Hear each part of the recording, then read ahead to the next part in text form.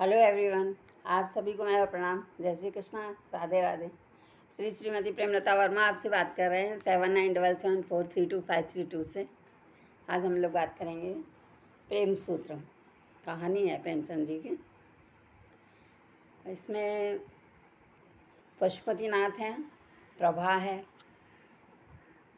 जिनसे ये कहानी शुरू हुई है। दोनों पति पत्नी हैं, शादी हो चुकी है और एक बच्ची है, शांता। उनका माँ है घर में। कुछ समय के बाद में शादी हो चुकी है, लेकिन उस पशुपतिनाथ को जो है, उसकी पत्नी जब कहीं भी घूमने जाए तो उसको ऐसा लगता था कि उसकी सराहना की जाए उसके सामने, तो उसको बहुत अच्छा फील होता था।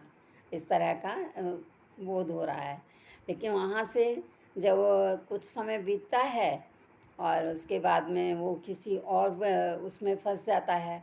आगे चलकर कहीं पास में ही कृष्णा और माया नाम की दो लेडीज़ हैं जो वहाँ रहती थी बंगले में, और वो उसका वहाँ जाना आना, टहलने जाता था, जाना आना बना हुआ था।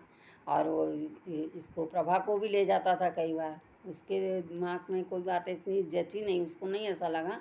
लेकिन बाद में वो फील करने लगी कि जब वो वहाँ उनको बोलते चलो आज वहाँ चलते हैं, और फिर वो उसकी सराहना करें तो उसको अच्छा लगता था। लेकिन बात क्या चल रही है वो नहीं समझ पाती थी।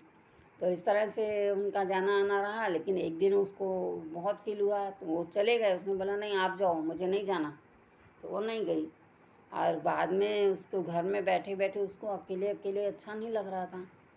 तो उसने अपनी सास से कहा, अम्मा क्या कर रही हो, चलो ना शहर पे घूम के आते हैं। अब वो तो सास तो बहू से बहुत प्यार करती थी। तो उन्होंने कहा कि अच्छा ठीक है। उसने गाड़ी बनवाई, तैयार करवाई, घोड़े लगवाए, बोगी बनवाई, और दोनों जनी बैठ करके गईं टांगे में। और जब गाड़ी में बैठ करके जा रही थी तो जाते जाते रास्ते में दूर जाने के बाद में वहाँ वो बंगला दिखाई दिया, और उसमें वो दोनों बहनें जो हैं टहलती हुई दिखी। पशुपतिनाथ तो वहाँ दिखाई नहीं दिए। तो उसने कृष्णा ने देख लिया कि प्रभा जा रही है, तो उनको बहुत चाहती थी, मतलब फ्रेंडशिप जैसा करती थी। तो उन्होंने उसको उतारा, अम्मा आज इनको यहाँ ही छोड़ जाओ हमारे पास, थोड़ी देर हम लोग यहाँ बातें करेंगे, आप वहाँ से आते समय इनको अपने साथ ले जाना। बोला अच्छा। अब वो बात को टाल नहीं सकती थी, उन्होंने छोड़ दिया, ठीक है भाई जाओ। तो वो उतरी और साथ में गई। वहाँ जा कर के लोग एक बेंच के ऊपर उसको बैठा दिया प्रभा को, और खुद जो है दोनों जनी बातें करती नहीं, बहुत देर तक बैठी, उससे बात भी की। और फिर उसके बाद कहती हैं अब बैठी बैठे बहुत हो गया, चलो थोड़ी देर घूम लेते हैं। तो फिर टहलने लगी, टहलते टहलते बातें होने लगी। तो उसने कहा कि आपको ये साड़ी किसने ला के दी है, ऐसा पीला पिंक पिंक कलर, गुलाबी कलर आपके ऊपर शोभा नहीं दे रहा, अच्छा नहीं लग रहा है। तो बोलने लगी कि उनकी मर्जी है, वो जैसा ला के देंगे हम तो वैसे में खुश हो जाते हैं, पहन लेते हैं। बोला अच्छा। बोले लेकिन आपके ऊपर नहीं अच्छा लग रहा। और जब उसने ध्यान किया, जब वो घूम रही थी तो उसने एक निगाह भर करके देखा, तो उन्होंने झाले, मतलब बहुत अच्छे अच्छे जो श्रृंगार की चीज़ें होती हैं वो पहन रखी थी, आभूषण पहन रखे थे। और बंगाल की पतले सूत की धोती साड़ी थी, वो पिंक कलर की, एकदम लाइट पिंक था, वो उसने पहन रखी थी। तो उन्होंने वहाँ पर उसको जब अच्छा नहीं लगा तो उसने कहा कि ठीक, उसने देखा तो वो समझ गई कि बोले नहीं ये मेरे पति से प्यार नहीं करती, लेकिन हाँ इतना ज़रूर है कि इन लोगों को मतलब खाली लेने की और वो है, ये उनको कुछ चाहती नहीं है, ये खाली उनसे खींच रहे हैं, ऐसा उसके मन के भाव हो गए। तब वो वहाँ से निकली, अम्मा के साथ चली आई। वापस आते समय उसने वहाँ पशुपतिनाथ को तो देखा नहीं, और बाद में वो सैर करते करते वहाँ से आ रहे होंगे, तो वो अपना घर पहुँच गई। घर पहुँचने के बाद में उसने देखा, बोले अच्छा ये क्या हो रहा है।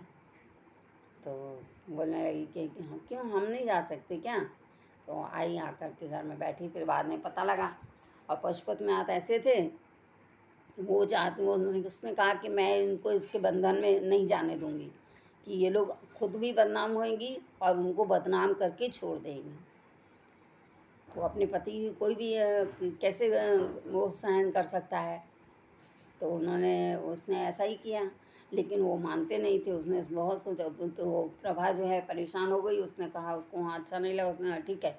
तो उसने समझाया कि तुम थोड़े दिन रुक जाओ, सब ठीक हो जाएगा। तो उसने कहा कि नहीं, मुझे अपने मायके जाना है। तो अपनी लड़की, 14 साल की लड़की थी, उसको लेकर के वो मायके चली गई।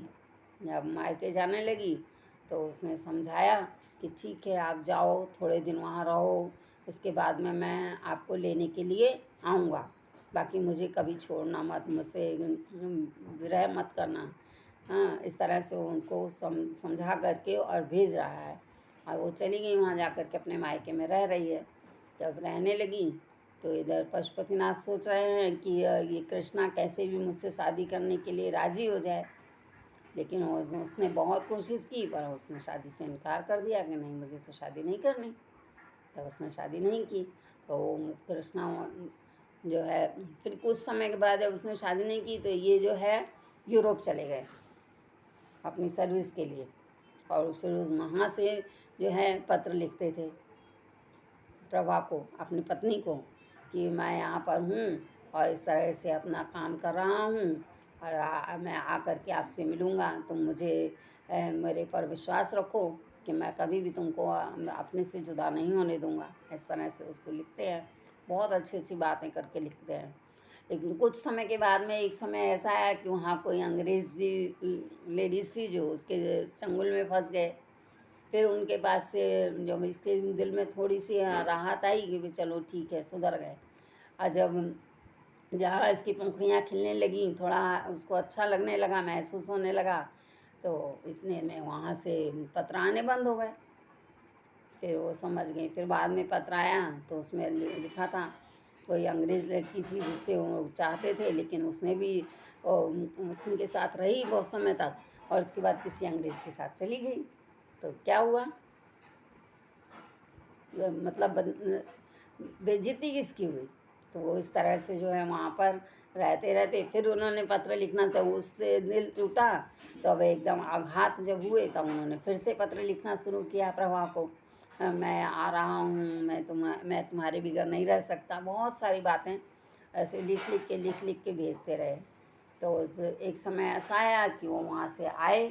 जब उसने छोड़ दिया तो उनको वहाँ अच्छा नहीं लगा और वो अपने वापस चले आए। और आने के बाद में यहाँ अपने घर में रहने लगे, और वो अपने मायके में ही रह रही थी। यहाँ घर में आई तो कहीं दूर रह रही थी, वहाँ नहीं थी। तो इस तरह से थोड़ा समय बीतने के बाद में पशुपतिनाथ जब बाजार की तरफ निकलते जाते तो कोई उनको पहचान ही नहीं पाता था। इतनी वृद्ध, मतलब वासना के कारण इतनी वृद्ध अवस्था लगती थी कि उसका शरीर जो है पूरा घुल चुका था, और दाढ़ी जो है वो ऐसी खींची चली आ रही थी, नोचता रहता था अपने आप ही। और मूँछें हैं उनको भी दांतों के नीचे चबाता रहता था, यानी उसको अपने ऊपर बहुत ये आ रहा था, पश्चाताप भी कर रहा था, लेकिन कर नहीं पा रहा था।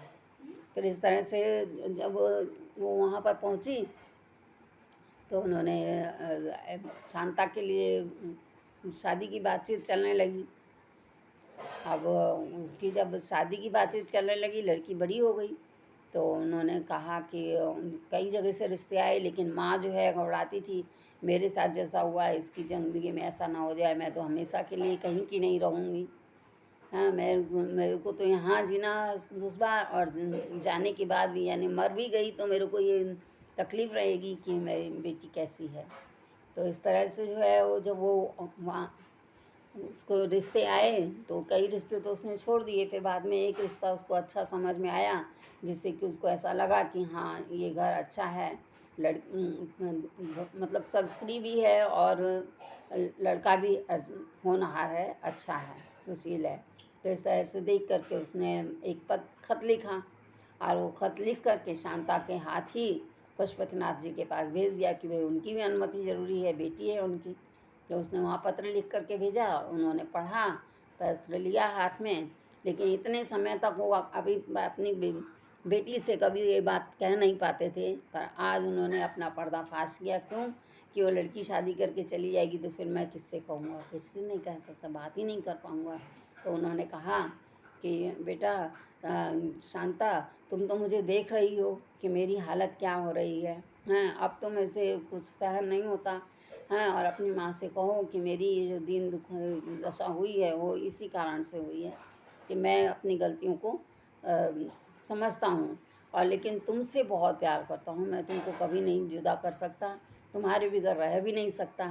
तो इस तरह से जब वो बात करते हैं और वो अपनी माँ लड़की जब अपने पिता की ऐसी दशा देखती है तो वो मतलब एकदम से व्याकुल हो जाती है और अपने पिता के गले मिल करके रोने लगती है, उनको गले से लगा लेती है, और वो अपने आंसुओं से उसके बालों की रेखाएं हैं, जो रेश हैं, उनको भिगो रहा है, गीला कर रहा है। तो इस तरह से पता लगता है कि वो अपने बेटी को बताना चाहता है कि तुम अपनी माँ से अगर कहोगी तो वो तुम्हारी बात को कभी भी टालेंगी नहीं, हाँ, और तुम तो शादी करके चली जाओगी, लेकिन मेरी माँ का ध्यान कौन रखेगा, ऐसा करके वो कहते हैं। तो पशुपतिनाथ जी ने उसको बेटी को समझाया और कहा, जब तुम्हारी माँ ने किसी चीज़ के लिए निर्णय लिया है तो वो गलत निर्णय तो नहीं लेगी, अच्छा ही देख करके निर्णय लिया है बेटा।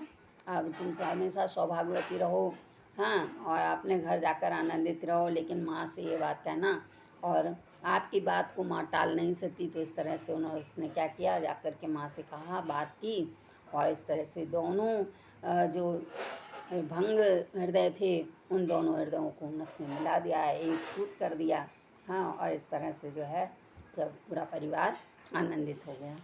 तो ऐसी भी कहावत बातें होती हैं भविष्य में, लेकिन बच्चे जो हैं उसको जोड़ देते हैं, हृदय को मिला देते हैं, इस प्रकार के आनंददायक बच्चे होते हैं। तो बच्चों की महिमा ही अपरंपार होती है, और जिसमें कि बेटियां तो बहुत खास होती हैं, माँ बाप को कभी जुदा नहीं होने देती। जय श्री कृष्णा। राधे राधे। हंसते रहिए, खेलते रहिए, खिलखिलाते रहिए, मुस्कराते रहिए, सदा आनंदित रहिए और अपनी लाइफ एंजॉय कीजिए। जहाँ भी हो सुन रहे हैं तो आप सभी को मेरा प्रणाम।